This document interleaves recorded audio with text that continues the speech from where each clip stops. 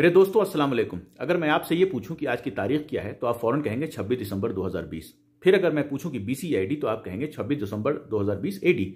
AD का मतलब होता है एन्नो डोमिनी शॉर्ट में, जिसका फुल मतलब होता है एन्नो डोमिनी नॉस्ट्री जेसु क्रिस्टी। इसका मतलब होता है in the year of Lord Christ, और बीसी का मतलब होता है बिफोर क्राइस्ट। अब अगर मैं आपसे ये हुज्जत करूं कि चूंकि आपने 26 दिसंबर 2020 एडी बोला है, इसका मतलब ये कि आपको पूरी तरह से यकीन है कि ठीक जो है 2020 साल पहले जो है हजरत ईसा अलैहिस्सलाम इस दुनिया में आए थे। दूसरा, आपको यह भी यकीन है कि हजरत ईसा अलैहिस्सलाम खुदा के बेटे हुए।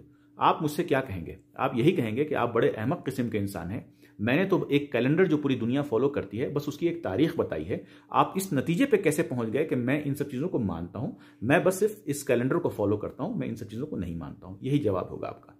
ठीक इसी तरह से अब अगर मैं किसी दोस्त को, अपने किसी क्रिश्चियन दोस्त को मैं बोल रहा हूं हैप्पी क्रिसमस, तो आप इस नतीजे पे कैसे पहुंच गए कि मैंने ये भी मान लिया कि हजरत ईसा अलैहिस्सलाम नौज़बिल्लाह खुदा के बेटे हुए, और मैंने ये भी मान लिया कि ठीक इसी दिन हजरत ईसा अलैहिस्सलाम पैदा हुए थे। जबकि ज़्यादातर हिस्टोरियंस ये कहते हैं कि ये एक फर्जी तारीख है जिसको वो बस सेलिब्रेट करते हैं। मेरे दोस्तों, मैंने सिर्फ विश किया है, मैं उनकी खुशियों का हिस्सा बना हूं, मैं उनके आइडियाज़ का हिस्सा नहीं बना हूं। आप जरा से इस चीज़ को समझें। मैं खास करके इस चीज़ का जिक्र इसलिए कर रहा हूं कि जैसे ही दिवाली या क्रिसमस, न्यू ईयर का आता है, व्हाट्सएप पे लंबे चौड़े जो है मैसेज आने शुरू हो जाते हैं कि ये हराम है और इस तरह की चीज़ें नहीं करनी चाहिए। पहले ज़रा बात करें हराम की। कुरान में हराम का जो जिक्र है सूरह अल अनाम में आयत 142 से लेकर 152 तक जो है पूरी लिस्ट दी गई हराम की। ज़्यादातर जो एम्फेसिस है वो खाने पीने पे है, उसके अलावा जो है यतीम और बेवा के माल पे जो है जिक्र है। ये सब चीज़ें हराम है, यानी इस पर कोई डिस्कशन नहीं होना चाहिए, एकदम पूरी तरह से हराम करार दिया गया है। बाकी चीज़ें जिसका जिक्र कुरान में नहीं आया है वो जो है परमिसिबल की कैटेगरी में है, और इस पर जो है वक्त और हालात के हिसाब से इंसान जो है डिस्कस करके उसको हलाल और हराम की कैटेगरी में रख सकता है। लेकिन किसी भी चीज़ को हराम की कैटेगरी में रखने से पहले जरूर जो है 10 बार उसके बारे में सोचना चाहिए, क्योंकि जब कुरान ने उसको हराम नहीं करार दिया है तो उसको हराम करार करने से पहले आप जो है 2-4 बार जरूर सोचें। अब देखिए ना, कुछ दिनों पहले मुसलमानों ने फतवे जारी करके प्रिंटिंग प्रेस हराम करा दिए। यकीनन ये उसका नतीजा क्या हुआ? एजुकेशन में पीछे चले गए थे। फिर एक वक्त आया कि जो है शर्ट कॉलर वाली वो भी हराम करार दिया गया। कुछ फतवे ऐसे आए कि टाई जो है वो हराम करार दिया गया। टेलीविज़न हराम करार दिया गया। अब देखिए, आज के ज़माने में जो लोग फोटो और वीडियोस को बहुत ज़्यादा हराम करार दे रहे थे, सबसे ज़्यादा उन्हीं के वीडियोस नज़र आएंगे आपको यूट्यूब पे, क्योंकि लोगों ने इसके फ़ायदे लोगों को समझ में आया कि इसके बड़े सारे फ़ायदे हैं। तो ये इंटरप्रिटेशन कहा जाता है। तो इंटरप्रिटेशन जब कोई चीज़ का करा जाए तो बड़े सोच समझ के करना चाहिए।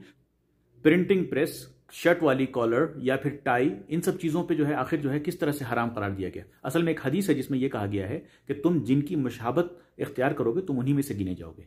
लेकिन असल में थोड़ा सा इंटरप्रिटेशन में गलती ये हुई कि मुशाबत का मतलब कल्चरल मुशाबत की बात नहीं हो रही है। इसका मतलब ये हुआ कि जो गलतियां वो करते आए हैं आपको वो रिपीट नहीं करना है। तो इसलिए जो है, जैसे कि अगर जो है कोई इंसान यूएसए में बैठा है वो कोट पैंट टाई लगाए, कोई मतलब इससे ये इस्लाम के खिलाफ नहीं है। कोई चाइना में बैठा है तो वो अपने हिसाब से जो है लिबास पहने। जहां आप देखें मस्जिद जो है, जिस मुल्क में इस्लाम गया वहां के लोकल कल्चर को उसने एक्सेप्ट किया। जब तक इस्लाम के बेसिक प्रिंसिपल्स के खिलाफ कोई चीज़ नहीं जाती है, इस्लाम उसको एक्सेप्ट करता है। तो एक्चुअली कल्चरल मशाबत की बात नहीं हो रही थी, लेकिन लोगों ने इसे जो है कल्चरल मशाबत समझा और ये गलती कर बैठे। और हराम का तमगा जो है लगाने से पहले 10 बार सोचना चाहिए। बल्कि मेरी नज़र में अगर कोई चीज़ आपको डायरेक्टली हराम ना लगे, आप ये कह सकते हैं मेरी नज़र में ये ठीक नहीं है या ऐसा नहीं करना चाहिए, इससे पहले कि जो है आप हराम का तमगा लगा दें।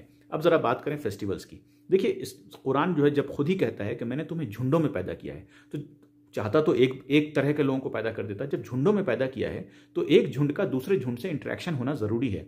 और पर्व त्योहार जो होते हैं ना, ये खुशियों के जो मौके होते हैं, ये बड़े एक अच्छा मौका होता है जहाँ पे एक दूसरे से इंटरेक्ट कर रहे हैं और अपनी बात आप रख सकें। मसलन अगर किसी क्रिश्चियन दोस्त के पास मैं गया और उससे मैंने बोला हैप्पी क्रिसमस, साथ में मैंने उसे ये भी बता दिया कि यार देखो, कुरान में जो है ना हमारे 25 मरतबा जिक्र डायरेक्टली हज़रत ईसा अलैहिस्सलाम का है। उसके बाद जो है करीब 167 मरतबा इनडायरेक्टली जो है जिक्र है हज़रत ईसा अलैहिस्सलाम का। वो खुश होकर चला जाएगा और शायद कल को जो है वो कुरान जो है पढ़ने भी लगेगा। तो ये एक बड़ा अच्छा टाइम होता है इंटरैक्ट करने का। तो मेरे दोस्तों, ये जो बहस, मुसलमान जो इस बहस में पड़ जाता है कि ये विश करना चाहिए कि नहीं पढ़ना चाहिए, जबकि वो अपने मुआशरे की इतनी सारी बुराइयां, इतने सारे हराम काम उसके खुद के अपने मुआशरे पे हैं, उस पर ज़्यादा गौर करे तो ज़्यादा बहुत बेहतर होगा, बजाय ये कि इसी जो है बहस में मुब्तला रहे।